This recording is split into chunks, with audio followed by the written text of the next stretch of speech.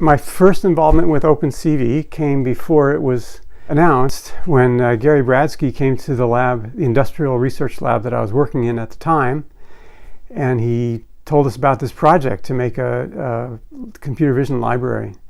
I was a little bit surprised that Intel was doing this kind of service to the community, but I was glad about it. And then it's kind of later I realized that it was actually in their interest too, because they wanted to jumpstart the computer vision industry.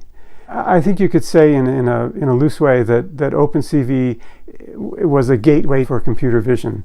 It lets you get into the field, and when we had new master's students, when we had new graduate students, if we wanted them to make an application quickly, we would often say, well, why don't you try the OpenCV version of it and see how well that works, and then we can build from there.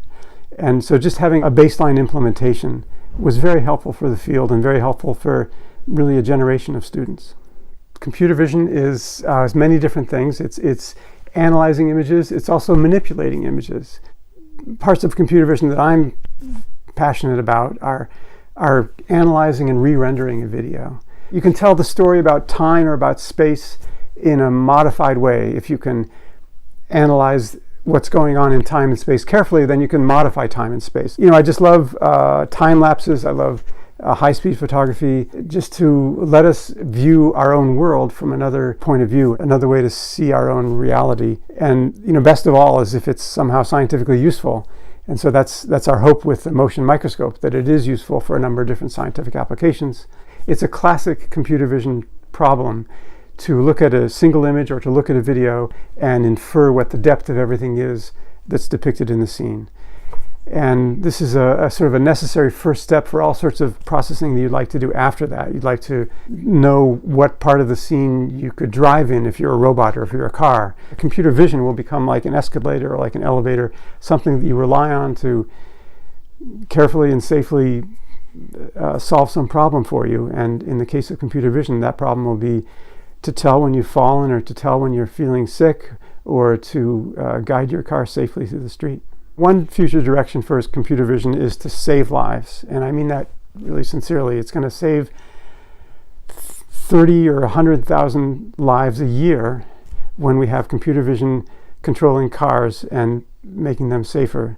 The beauty of the future of computer vision is that I think computer vision will disappear. It will become like plumbing. It will become like water. We just assume that it's there. We know it's going to work, and we rely on it. And that's where computer vision is going to go.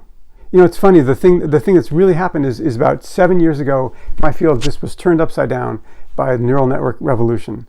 But in the past 7 years, it's gone from something that's kind of, oh, gee, that's cute, it sometimes works, to be something now that it works. And it's such an exciting time for computer vision.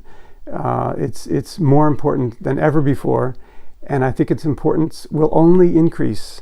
So when Gary came to us over 20 years ago and proposed this crazy thing of making a computer vision library, I was impressed, and then I've been impressed even more in the 20 years when he made it work well and when he supported it over and over throughout those years. It's been a real value to the computer vision community, and kudos to him for initiating it and for maintaining it.